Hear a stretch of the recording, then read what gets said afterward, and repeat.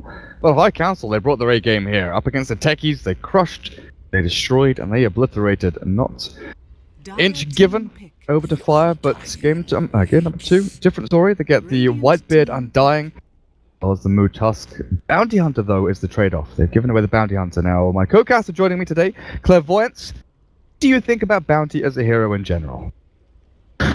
It's pretty good. Good enough to warrant the ban in the first phase every game. And I actually had I believe it was Mike, he was looking up some stats last night. You know, in this patch, sometimes they pull out the stats of like the best hero pairing of the patch type of thing, where these two heroes have the highest win rate. It's funny how Leshrac and Bounty, when they're paired together, they have the highest win rate as a 2-hero pair in competitive Dota right now. What a surprise. Yeah, what a surprise that you see both of those heroes banned by the second pick every single game, except this game. Of course, there are some games the sneaky little bugger slips through and tracks up everybody and gives everybody 1,000 gold after a fight. But this, whether this will be one of those games or not, time will tell, because FireDota, man, they pick their specialty, Tusk Undying. You want off-lane, dual-lane pressure, you got it, man. Undying Tusk, does that lose? I don't know. Well, Whitebeard has a pretty interesting item and skill build on Undying, right? He goes Treads, and I've seen him max, well, maybe not max decay, but definitely get multiple points in decay up to like level 3 over maxing Tombstone. Yeah, I think we pointed out the other time, the last time he was level 5 with Treads, he had 302 build, and I was questioning the Treads itself because he didn't have mana boots, which kind of significantly hinders his ability to spam the ability. But, you know, whether he'll do the same thing or not, we'll have to see. And I did think to an extent that Darkseer was going to be the next pick for High Council, because they need a lane guarantee. How the Darkseer works right now is it's kind of, I don't want to say it destroys the lane that it goes to, but it always seems to do well. You know, with that 25-second Iron Shell and a couple other things, especially with the potential of a Bounty Hunter roaming around and being there. It's a lot of pressure on the safe lane usually where it goes to the enemy safe lane. So it's a nice pickup here for them. Of course, their lanes are still strained. I'm not sure what support options they have in mind against the Tusk Undying, but whatever they have in mind, Witch Doctors and Dazzles, they'll have to watch out, because I think Fire is definitely going to ban one of them. Darkseer can be very annoying. Hey, look at that. Oh, I was messaging you before the game started. I want to see the offlane Slardar, but it's banned out by High Council, so they've ruined my night. It's over. I'm just gonna go home. It's no point watching the game anymore. No offlane Slardar, no point. I also take the respect ban, man. It is. It definitely is. Like even with the Tusk picked up, they still ban out the Slardar. Yeah, you don't know. You just don't want to deal with it. The hero is actually extremely potent. Telling you, it's really strong right now, and in the next balance patch, I'm not sure if he's getting any tweaks or not. Slaughter definitely wasn't one of the heroes I was mentioned about, but you know, if it does get a slight buff, it's kind of in like a Wind Ranger situation where it might just become the next top tier hero. So they have to be really careful. The game is quite fragile at any balance patch, and the one that's coming up is going to be critical for the big tournaments like ESL and the majors. Yeah, because we were told we get a balance patch before the major and then the 6.85 after, right? Yeah. So the balance patch, I believe, will be over the next 2-3 days. I heard some interesting things already. Actually, I'm okay with sharing it on stream. What the hell? Doesn't really matter. So to all the matchmakers, Storm Spirit's getting a nerf, and Anti-Mage is getting a nerf as well. Now these are unconfirmed. I have some sources that mentioned the same things, so it's kind of, I want to say the consistency's there. But again, I'm not the frog himself, and I don't know anything about last-minute changes, beta testers. Hell, I don't even know if I'm supposed to say this, but it's nice to give a public the sneak peek. Anyways, Storm is supposed to have a nerf to his mana costs. So the static remnant, which used to go from 70 to 100 mana, I believe is at a constant 100 rate. So it's going to be 100 mana cost from level 1, which kind of hinders his ability to lane against some of the top tier mids or the annoying mids like the Queen of Pain and the Lina, both of which are picked up here. And the SF. Yep. Exactly. Yeah, you just can't spam the ability as proficiently, and you can't bottle up enough to farm the woods and the lane as much with the remnant itself. You know, it's something that changes with the levels, of course. And the other change I heard is that Storm Spirit, when you're jumping with the ultimate, it has a flat cost at the initial burst where it costs 15 mana plus, I believe, like certain Yeah, X%, exactly. That became 35 mana plus X%. So they're hitting a lot of his early game mana, and they also nerf Bloodstone.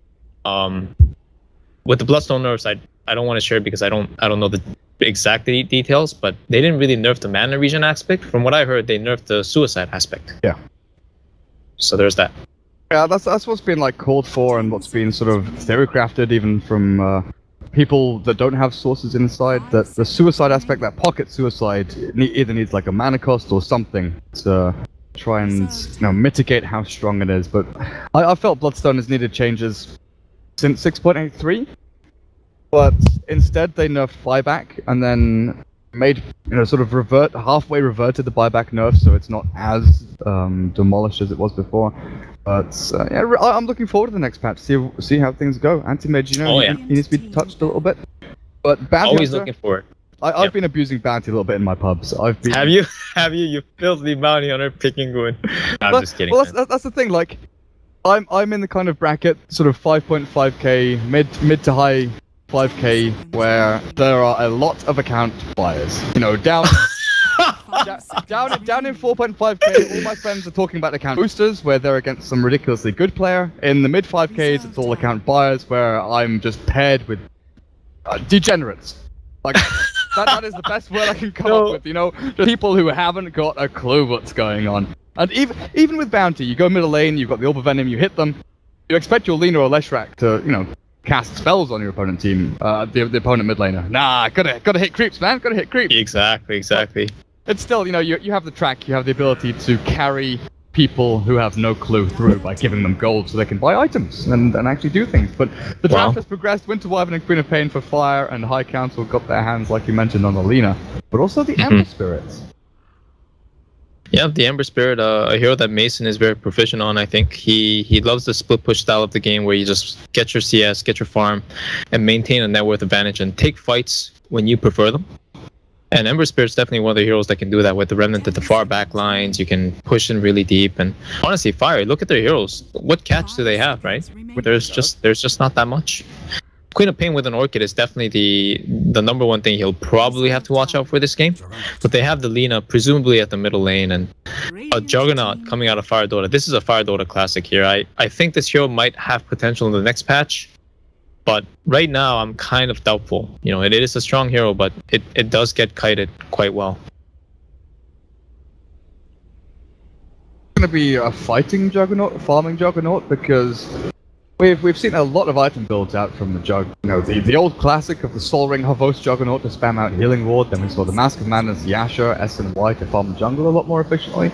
And then, going into pretty much the full-out brawling Juggernaut. Just go for phase drums, S and Y Scott. You just go and fight as much as you can. What can we expect here? Because they do have a very early game-centric build-up here from their draft with Undying, Wyvern, Swap, and the Tusk. Yeah, I think they definitely want to close out the game early.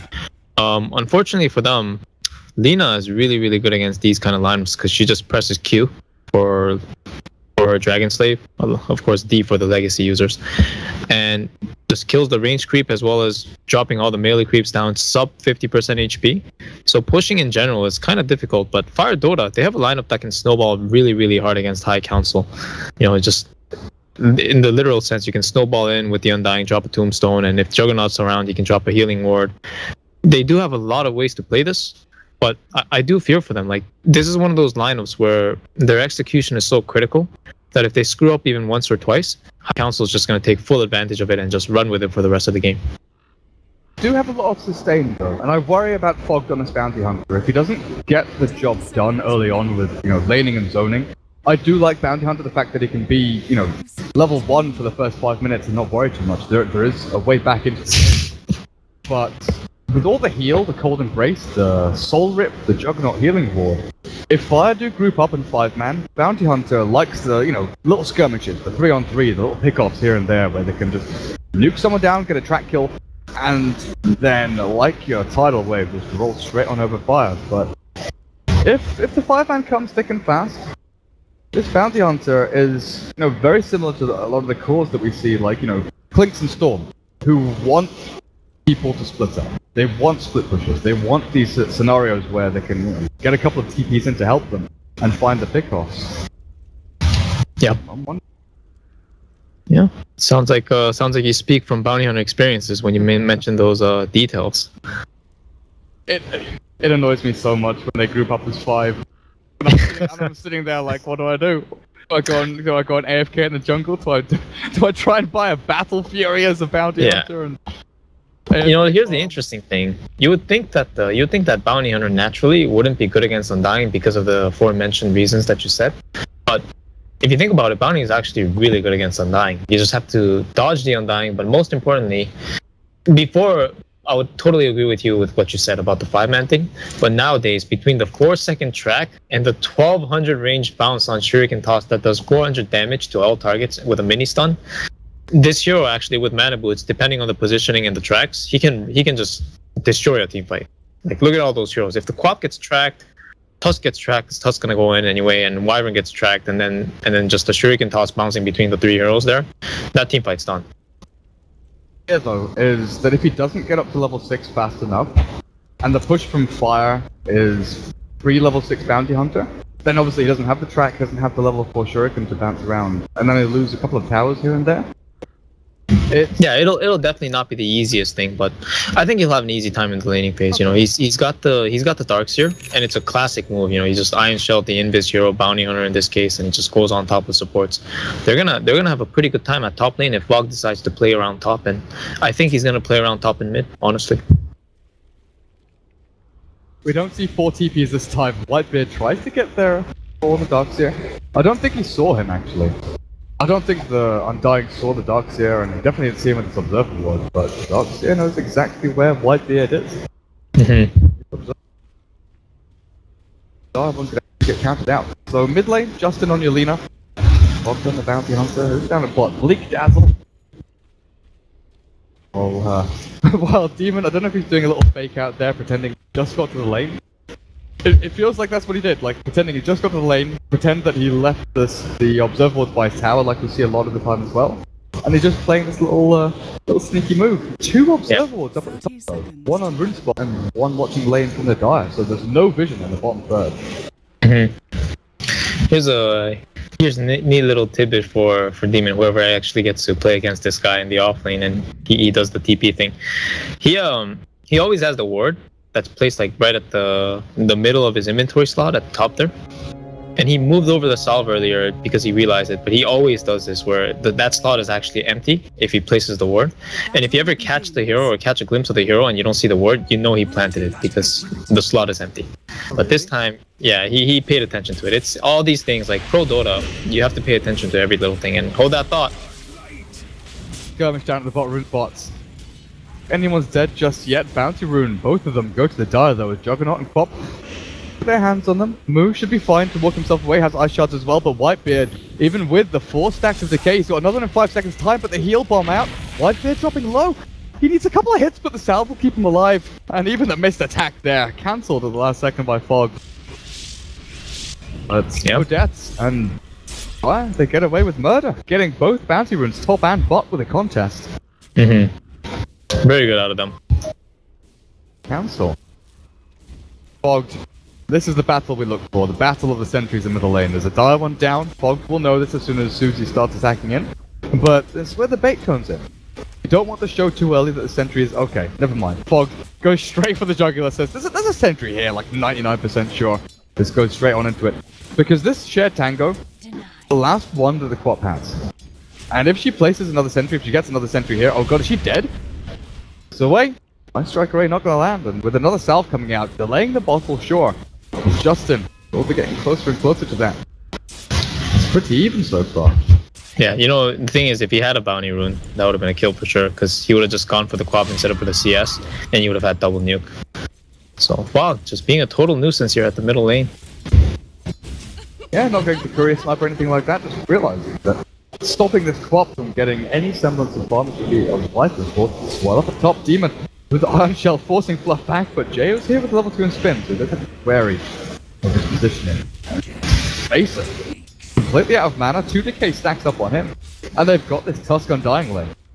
Sure, they're only level 1 so far, level 2 up on the Tusk, so they don't have the full burst kill potential to jump onto the Dazzle just yet, but once Moo hits level 3, and once, I guess, Whitebeard level 2 maybe, they can start looking to dive, because Mason does not have the mobility or the sustain to last through the damage that they can throw at him. Yeah. Ember Spirit, they say, is good against Undying, and it kind of is, but it takes some time because you need to be able to spam the Sleight of Fist to this hero that's kind of very stagnant and Tombstone dependent. But there will be an engagement, double damage bounty on him. Yeah, he has a double damage with a Janata as well. Whitebeard, the decay stacks are wearing off, and he goes down and snowball up for Moo. He's trying to run away, and I'm not sure he's going to make it. He can turn to snowball, but in the end, it's just going to be delay tactics. Throws back into Mason. The rest of the team backed up here, and with a decay, they do a bit of damage back. But Whitebeard has put himself into a situation where he's 1 versus 3. Mason dropping low. Decay, 2 seconds time to last back up. So Fogged again. Good rotation down to bot. Lucky with the DD rune, but making it work, and this is what they really, really needed. Yep. High Council are just making all the right movements. Tombstone is dropped. Level 1 Tomb. Oh, there we go. Bleak is dead. Yeah, he's dead. Traps Bleak in, and he's gone for the aggressive build, the 1-0-1. No points in the grave. And Mason realizing he's low HP, no mana left, goes to try and stack a camp. No, just went straight back to base. Yeah. You know, despite the fact that he got a kill and an assist there, he is still level 3 on a safe lane Ember, and he's very underfarmed. So this is definitely not a position he wants to be in, because this dual lane here, it can apply pressure into him all the way until level 6. And even at level 6, the best thing he can do is just guarantee his survival. He's still not going to get the farm that he's looking for the whole time. So despite the setbacks that Fire received, they're still in a relatively good position. And they did force the Dazzle to get the Poison Touch at level 2 over the Grave. So at level 3, Dazzle's not going to have either a stronger heal, or he's just going to have Grave, or he's going to have a stronger heal and no Grave. Safeguarding of the rune squad. Fluff and Stuff and Whitebeard. I mean, Fluff has moved from the top lane to mid and now down to bottom as they go for an aggro try now with the Tombstone Mason. Again, no mobility. So the snowball here should be able to lock him down and hold him in place as the flame guard stick charges are up. Good searing chains and the tusks. The ice shots don't hold him in, but the snowball will chase him forward. Bleak. Yeah. No grave still. He goes for 2 points in heal. Yeah, see, just as I thought this was gonna happen. Actually, he just doesn't have the grave, so he can't save Mason. And even if he had the grave, well, the heal itself is not too different per se. It's only 20, but it's just, again, it's one of those scenarios like Poison Touch on Dazzle. It's good to be aggressive with it, but there are a lot of times you'll see Dazzles with entirely just Shallow Grave and Shadow Wave, and there's good reason for it. The hero is entirely built around the ability to save carries. Definitely. Fog went for the Invis Surged Ion Shell play up on J-Up, but he just spins to win. Gets himself away, and what is he going? He's going for 1 point in stats? Yeah, looks like it. 2-1-1, 1 point in stats. Will he continue this way?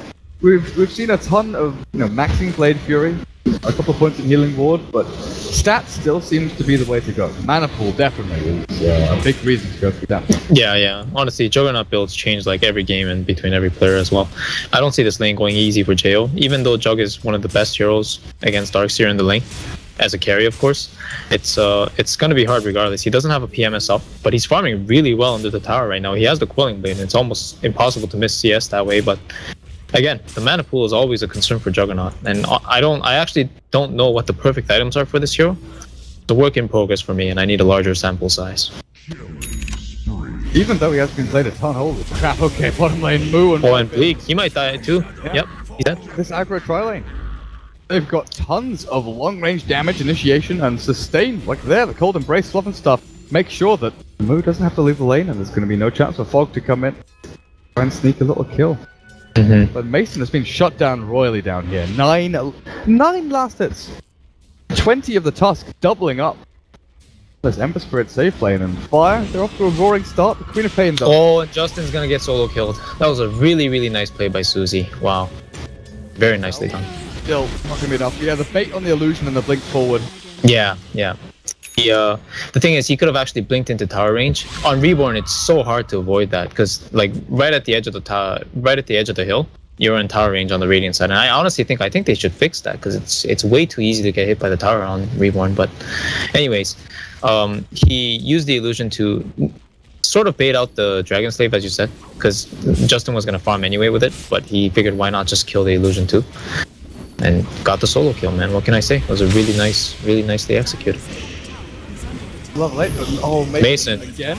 Yep. Chains will hold them, but the snowball coming. Snowball. Dying as well, and Mason doesn't get stunned by it at the very edge of that ball. He can't do anything, honestly. He can't. You really can't. This combo is so silly, man. Like Undying toss, Techie's toss. These Fire guys, man, they are such abusers. But they do it well. Got poor man shield and a magic wand. Like, no bottle, no ring of Aquila, no treads, or anything. Oh, I don't know about this one though. He's porting right back into the lane. He can just die again, honestly. I'm not too sure about this one. Yeah, they're diving him. The tower's dead. He's actually dead again. Does he expect the rest of us to come? Because there's no one. But they can't. No one reacting. Yeah. He just go for the tower denied. The tower just drops to the Winter Wyvern and they're running away. Mason turns to fight. The Shuriken's there, but the Soul Rip keeps Whitebeard up and running. Bleak has When no there's mana a big for kick, Grave. comes back.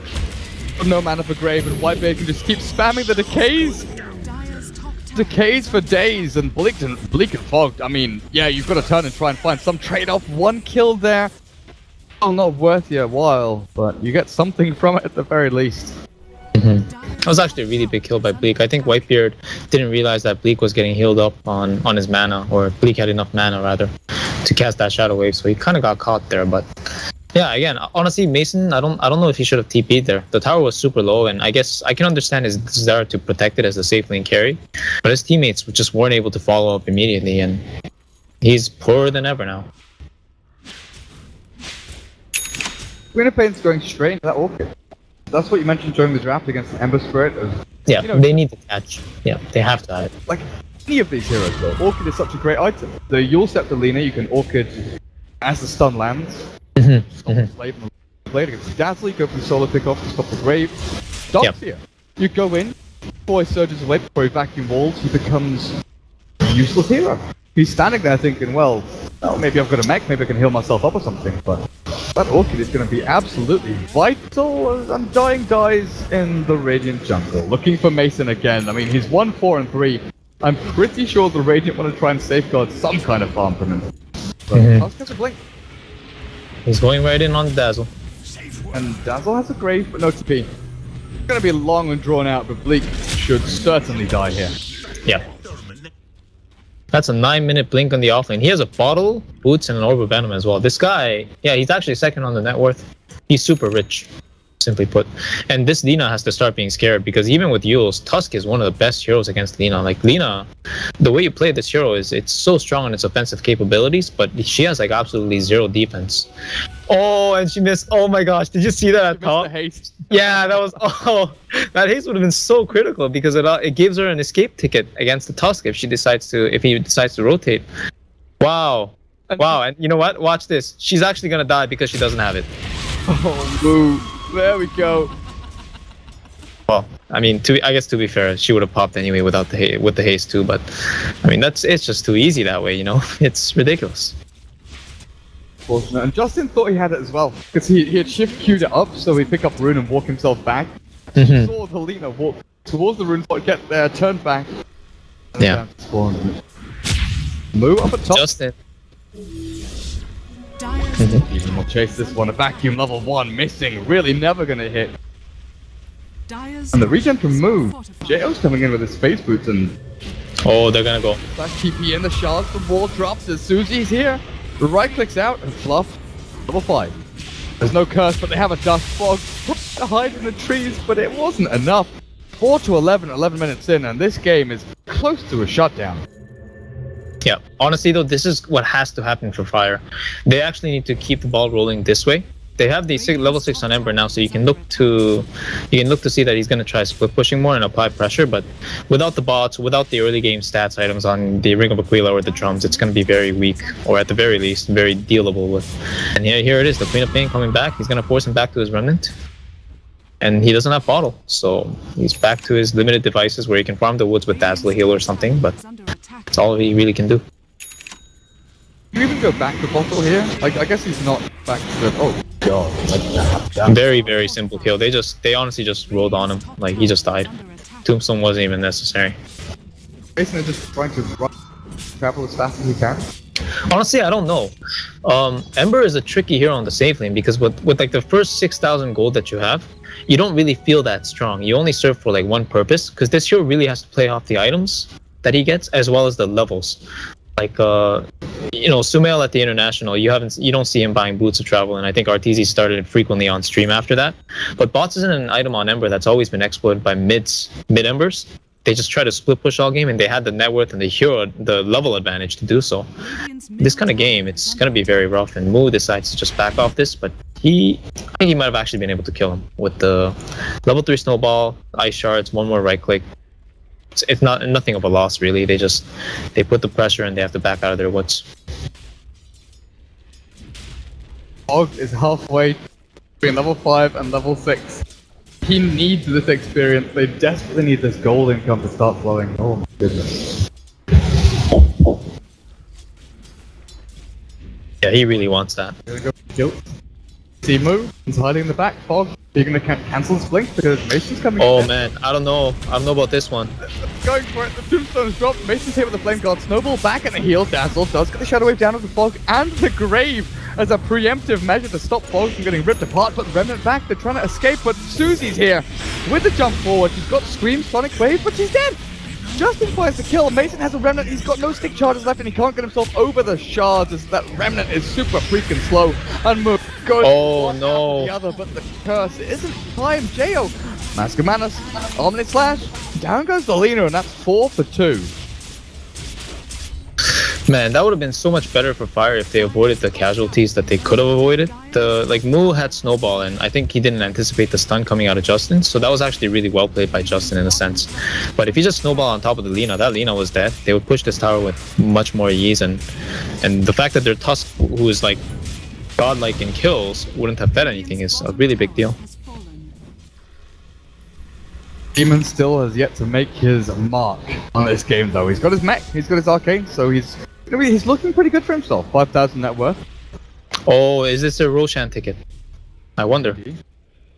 Yeah, you know what? Looks like they're just gonna give it to the bottler here. He moves just bottling up his entire team, and well, he can make good use of it too. I mean, he just blinks in, does 500 damage with his ultimate. Why not? Susie, very close to his Orchid, would have had it if he didn't die at the bottom lane, but such is life. He also has level 11, so that's level 2 Sonic Wave on him. Their next team fight, despite going up against a mech Darkseer, is going to be super strong. Darkseer really wants these Greaves. At this point, when you know you're against Orchid, do you consider going Greaves for Glimmer or Blink, or are those judges just going to be so strong? Oh man, ooh. Oh, and that's a track. Let's go. Fog gets things rolling with the initial track kill there onto Mu. Pretty good one. Yeah, that was a pretty a solo kill by the Queen of Pain. There's the introduction of the Orchid, and again, Ember Spirit, nowhere near the farm he needs to be able to withstand this. Even with bots, you just can't hold out of this until you get the drums, or you go for Manta after 2. But that kill is pretty big on Mu. Again, he just died, he came back, died again. Lina's pretty big now as a result. She has mana boots. She looks like she's gonna go for Bloodstone, but it's still Lina right now. So even though she's ridiculously strong in terms of offensive capabilities, the way you kill her is gonna be throughout the same entire game. And Mu poured it top here. If Justin actually shows himself here, he's gonna die. Oh, Justin's actually dead. This is not the play. They've got 3 teammates behind, but Justin, you know, he can still use himself. Actually, the turnaround here, the track comes out from Fog. I'm not sure about this. There's no spin. You've got the vacuum, you've got the wall, and you're going to get it down onto 2. Jo trapped in the Oh my god. And now the turn comes in. Here's the track kills they wanted. 3 are tracked up, 1's already dead. Whitebeard, Snowball, now back into Demon as the Winter's Curse is available. Turned onto Justin, and they've got him on lockdown. Trapped in here. Laguna Blade, Dragon Slave's not enough. The Yule Scepter will save Justin for now, but these zombies are stacking up. Royally screwing over.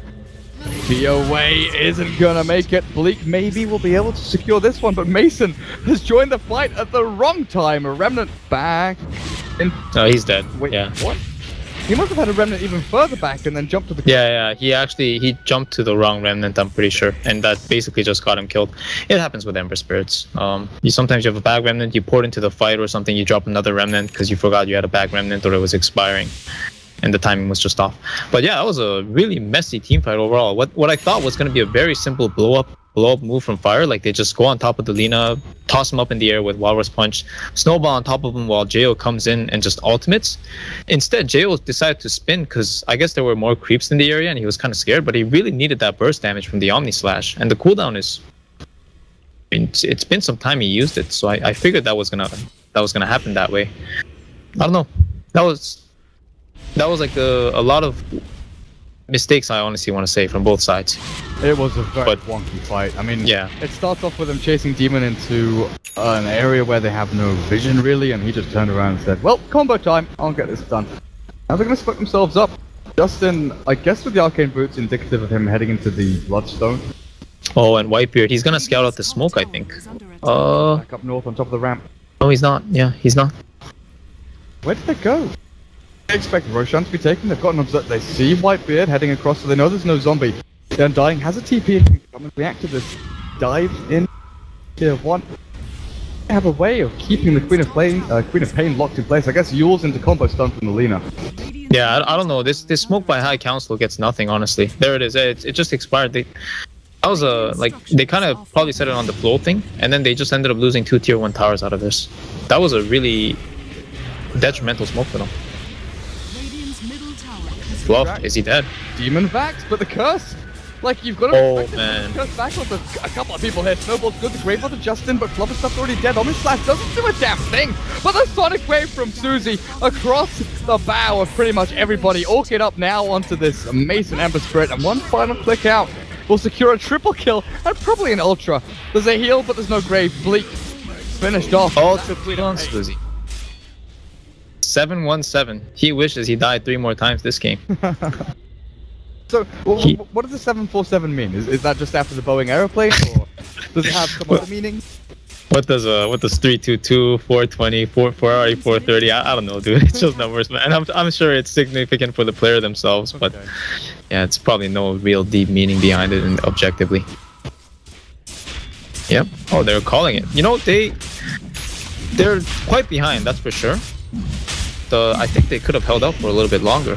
There was a potential time where they could take a big fight, and well, I mean, I guess that's kind of stretching it. But 1-1 it is. Fire get their lineup and they get their picks. They get the ball rolling early game with the Undying and Tusk do offlane dueling with a 9-minute Blink Dagger on the Tusk. Moo just playing a really good game despite the odd deaths, and 7-4-7 just following up every time he needs to. Really good game 2 here for Fire, but let's see if game 3 can show up the same performance from both teams. Yeah, I guess they knew they had this Ember Spirit 2, 8, and 3 that had